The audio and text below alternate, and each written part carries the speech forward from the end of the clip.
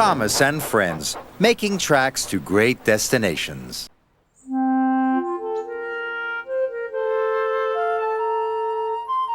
Dear Christopher, here is your friend Thomas the Tank Engine. He wanted to come out of his station yard and see the world. These stories tell you how he did it. I hope you will like them, because you helped me to make them. Your loving Daddy. The island also has lots and lots of railway lines. Who's that puffing down the track? It's Thomas! Hello, Thomas! Hello, everybody! Welcome to the island of Sodor.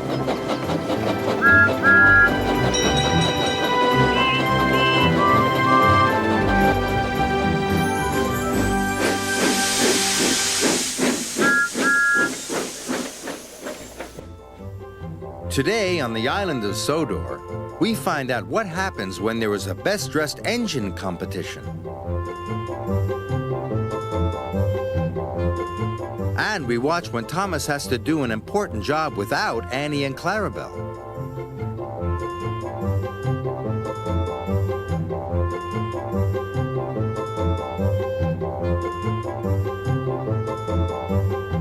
But first, James looks forward to a new coat of paint.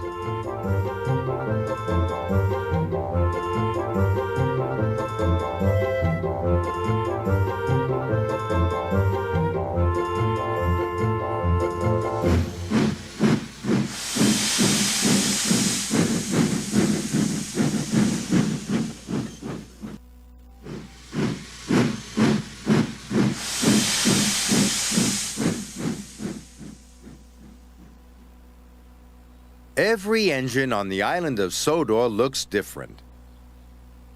Can you tell who this is? This engine is green.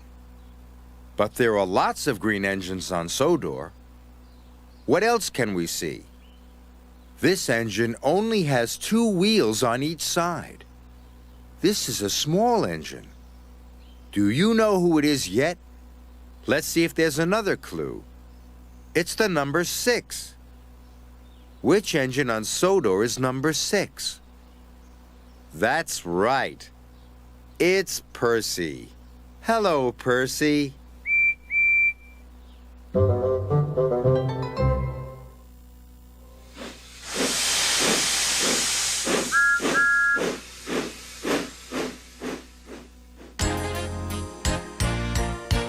no one quite like Emily.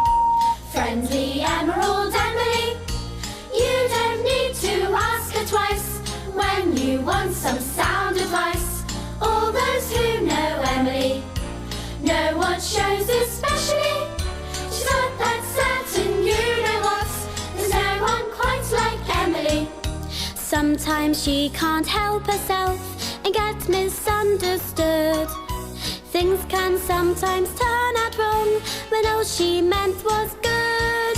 There's no one quite like Emily. Friendly Emerald Emily. You don't need to ask her twice when you want some sound advice.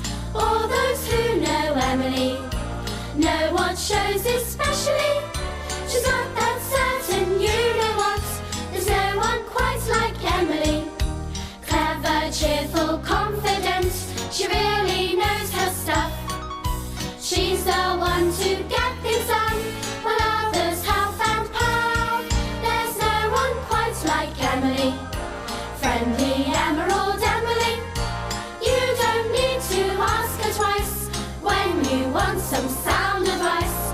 All those who know Emily know what shows especially.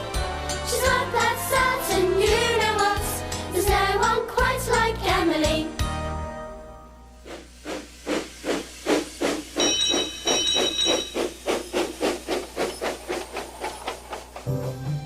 It was May Day on the island of Sodor. And the engines were celebrating.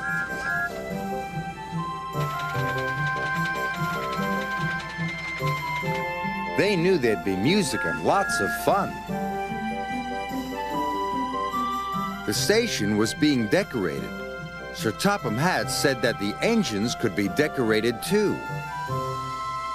I'm going to have flags and streamers, whistled Percy. I'm going to have a big red banner, whistled Thomas.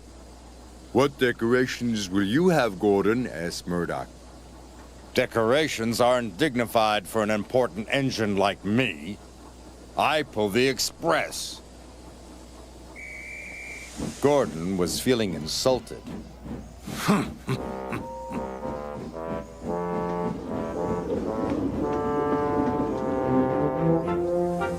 Silly little engines, he grunted.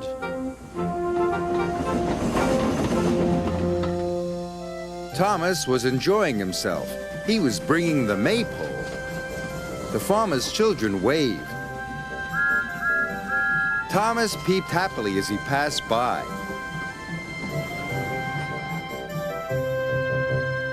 Soon it was time for the decorating. Percy's driver was wrapping streamers and flags around his funnel. Thomas had a big red banner on his tanks. Even Murdoch was being decorated, although he was very shy about it. We could have a contest for the best dressed engine, suggested James. Just then, Gordon shunted in. A contest? He puffed. I'm bound to win any contest. You will have to be decorated, said James. This is a best-dressed engine contest. Not me, puffed Gordon. You'll never catch me looking so ridiculous.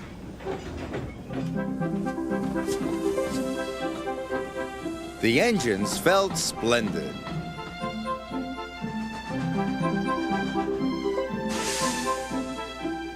But not Gordon.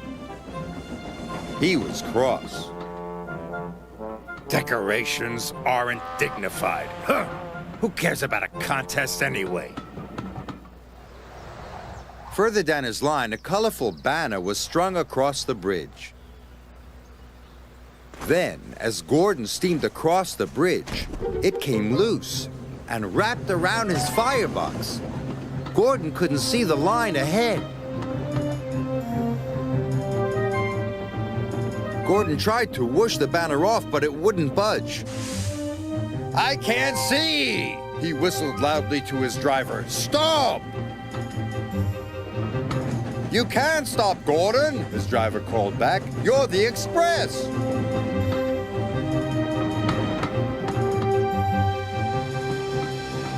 Trevor was chugging slowly along with his load of apples for the children's apple bob.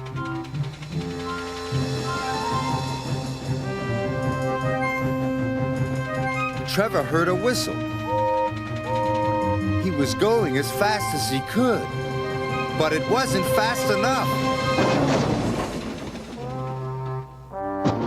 The apples were all smashed.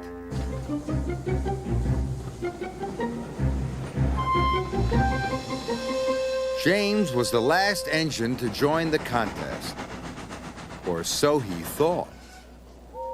Here comes Gordon! Cried the passengers.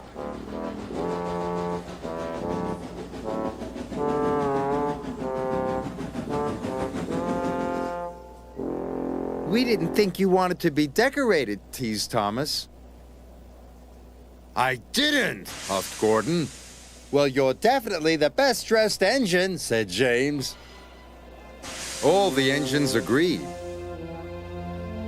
Gordon was secretly pleased, but he didn't think it was dignified to say so.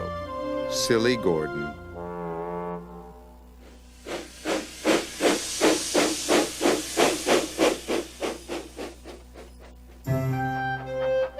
Thomas is puffing to the painters.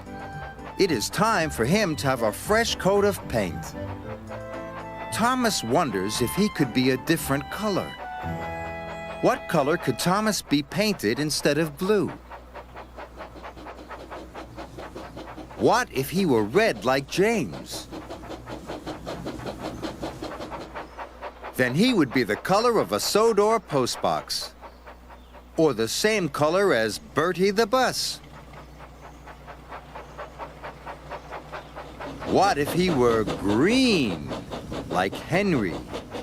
Then he would be the color of grass, or the leaves on the trees. Thomas thinks red and green are lovely colors. He doesn't want to be blue anymore. Then he puffs past Trevor. Trevor is covered with lots of bright blue ribbons. He has been decorated for the fair. Blue is quite a nice color, says Thomas, for ribbons. Then Thomas arrives at the station. Can you see anything here that is blue? There's a beautiful bunch of blue balloons. Blue can be nice for balloons too, puffs Thomas. I wonder if anything else is blue, says Thomas. Can you see anything else that's blue? Of course.